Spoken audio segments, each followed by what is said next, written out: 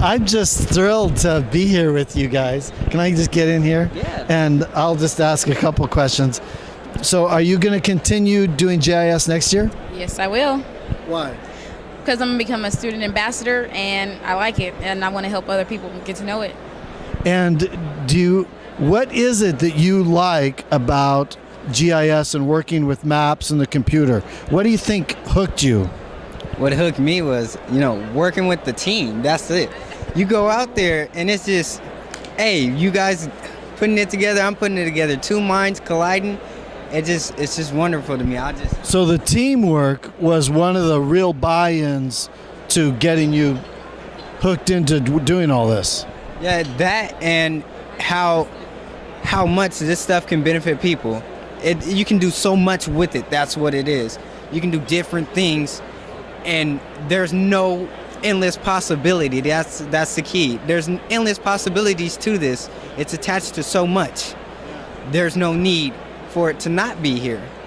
How about the technology itself? Were you ever intimidated by looking at all this stuff? I think that goes for all of us. We were all intimidated when we first started because none of us knew what to do. Like she said in her presentation, or like they said in her presentation, this is our first year doing it. So it was a learning process for all of us. It wasn't something that we all knew automatically or somebody knew automatically and they were teaching it. It was really difficult and it was kind of discouraging at first. But when, like I said, with realizing what else it can do, it was great. So do you feel like maybe more than other subjects that you've done throughout high school, that you feel like you really learned something totally new? Of course. This is like a whole nother experience. It felt like a whole nother class, which it was, and it was worth it. It's like, feels like it's on top of all the math, English, and it's like something you need to know. I like that. Something you need to know. I'm only just a high school graduate, but this has been by far the most educational thing for me ever. Like, it's amazing, absolutely amazing, and the most fun. Yeah, exactly. Yeah. It's too much fun. That's what it is. Too much fun.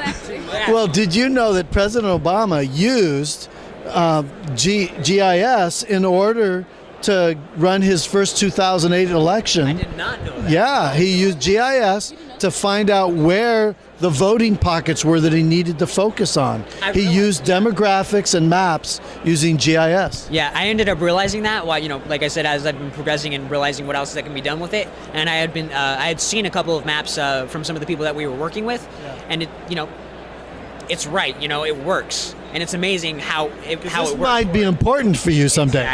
Exactly. It will be important. I'll be the secretary and hello, Nick Morales' office. Yeah. Well, I'm really proud of you, and my team was very proud as they were watching you and how well-spoken you were, and it's just a pleasure to have you be part of our little production here. So thank you very much. Just one piece of advice I'd like to give you guys. Yes. Do not be afraid. I'm like, you're going to be afraid, obviously, whenever if you guys get it. No, when you guys get it. But don't be deterred by anything. It's not anything like it seems. It's amazing. It's amazing. Oh my God, I can't do this. Then you get out there, you're like, okay, I got it. It's over. It's rolling and rolling and rolling and rolling. It is. 10 seconds. Okay. Well, thank you again. Yeah. Thank you. Yeah, thank you. Here we are. It is Monday, day number 3 for the ESRI Education Users Conference. And we're actually now in the Users Conference. Today was the plenary session.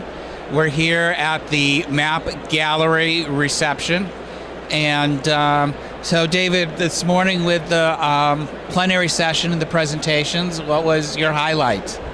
Well, it's all such a blur. There's been so much that we've seen and done today and throughout the last couple days. It's a blur. Of course, right now is what we really came here for. If you look behind us, these are our presentations. The Channel Islands High School one and the Sacramento school areas are part of our network. But, as I'm listening to all the different speakers, the one thing that always hits me is how the word ubiquitous keeps coming up. That this GIS is being used everywhere, and we're really remiss when we don't look at this and expose our students to it.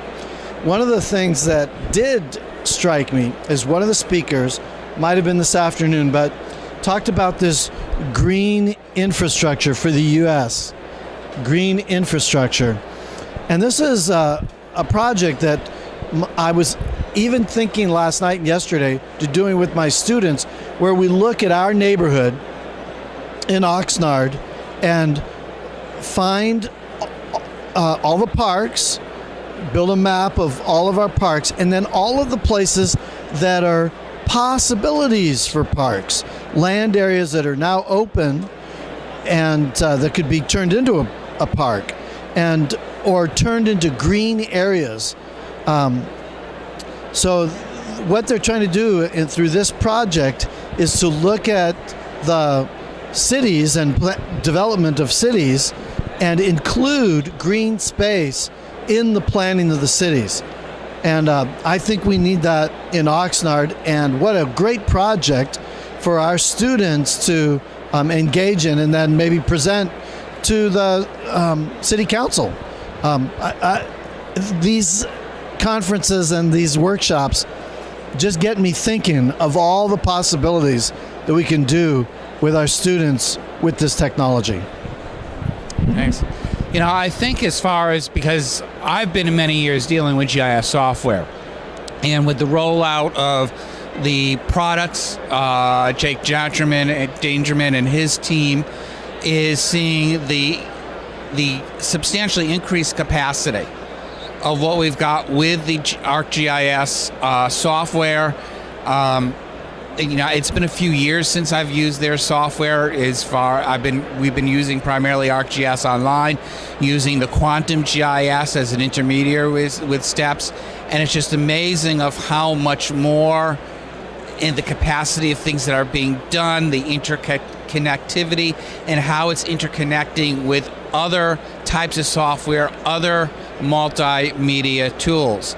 So that was a highlight. I mean, in ArcGIS Online, seeing even more things that are live, current data and information, particularly from government agencies that are being available for access.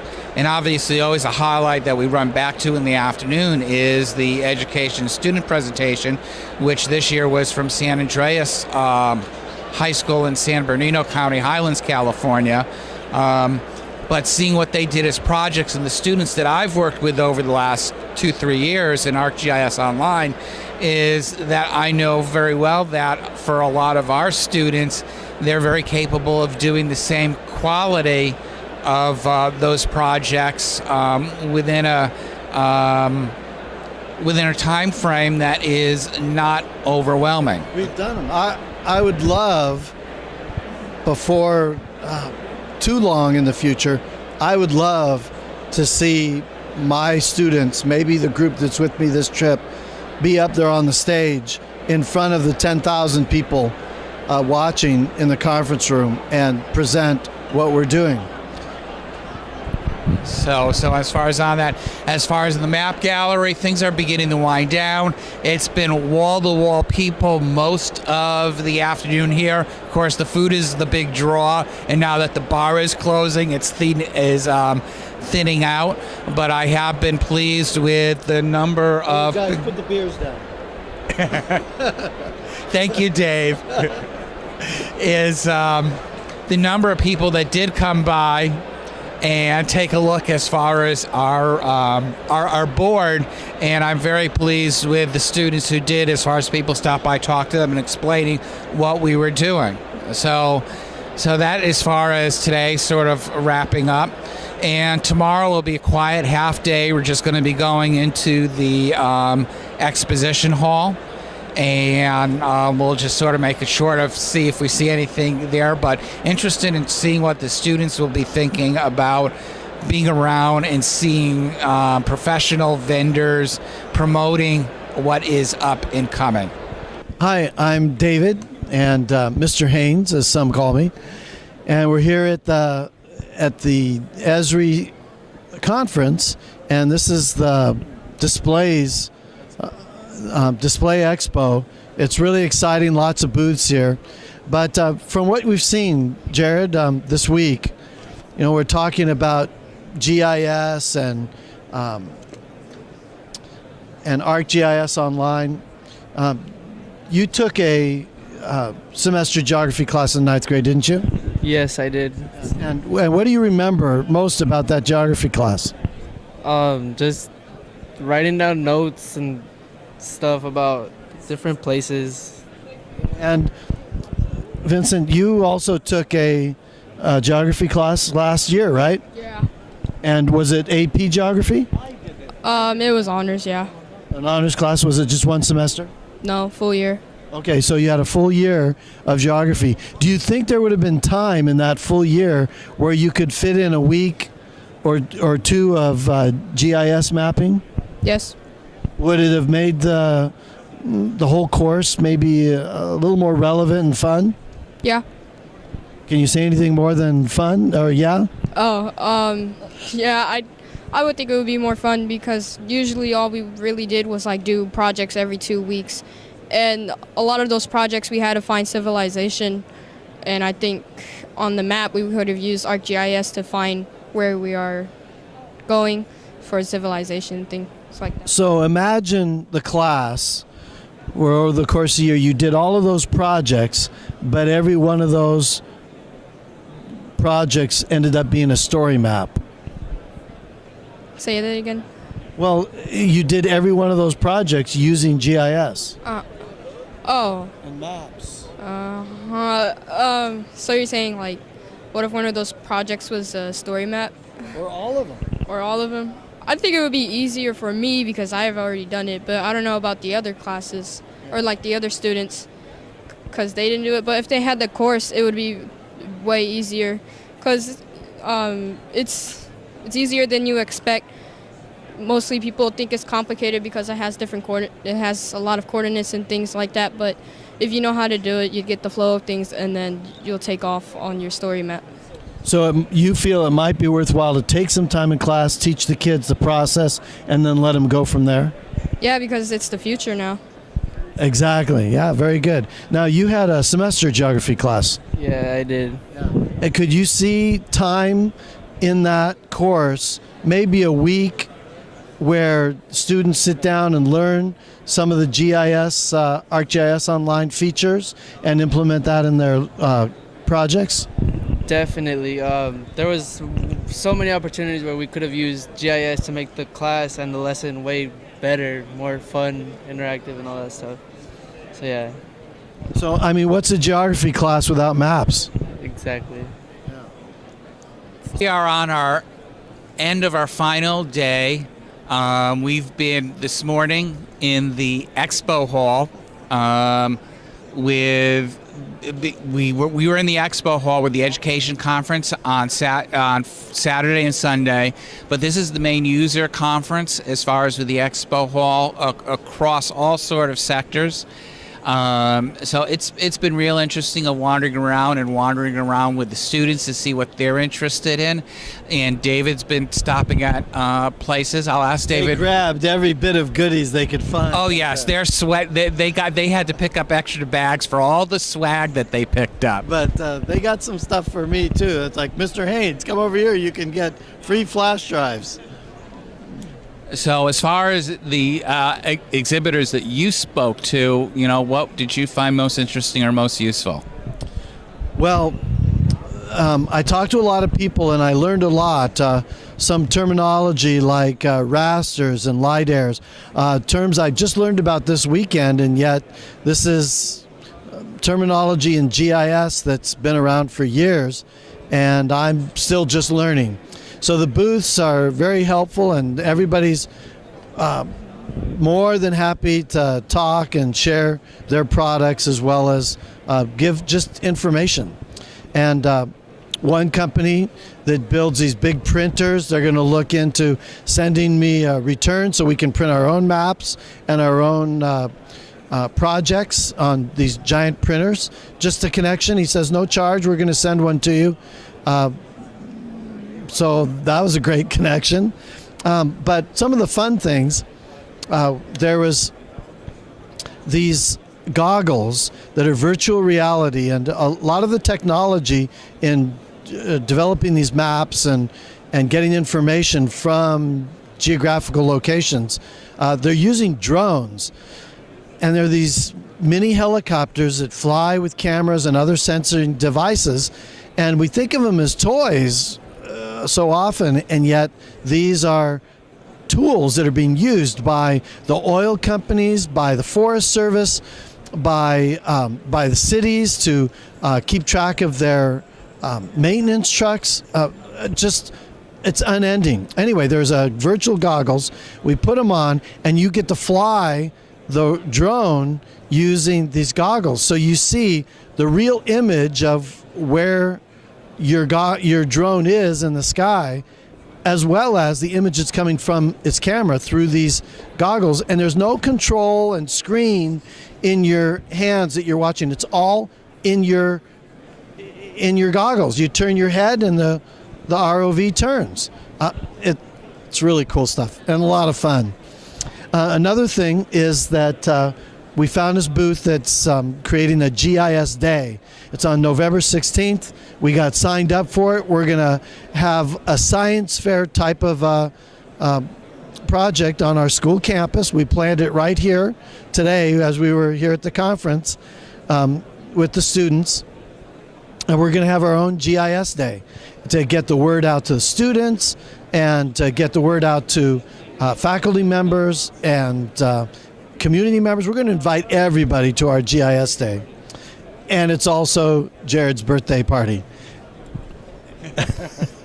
And then some other groups that I talk to are people that I know from Oceaneering, one of the leading builders of ROVs, but they do so much more.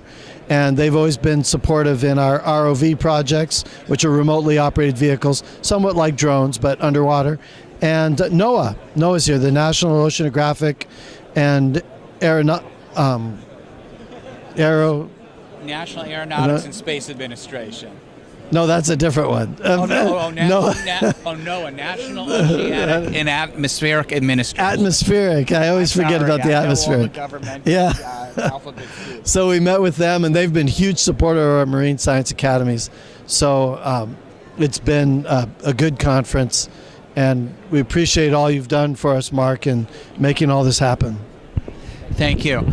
I think one of the things on this, as far as on the exposition hall, both for David as an educator, and again, as far as I see myself more as an educator, and the students, is you get a good idea as far as what products are being sold, what's out there in the industry, what are the needs, what is actually the future career fields. And one of the things that whenever I'm in one of these type things that's not an educator conference, but really dealing, if you want to say, the real world, is the industry. Right.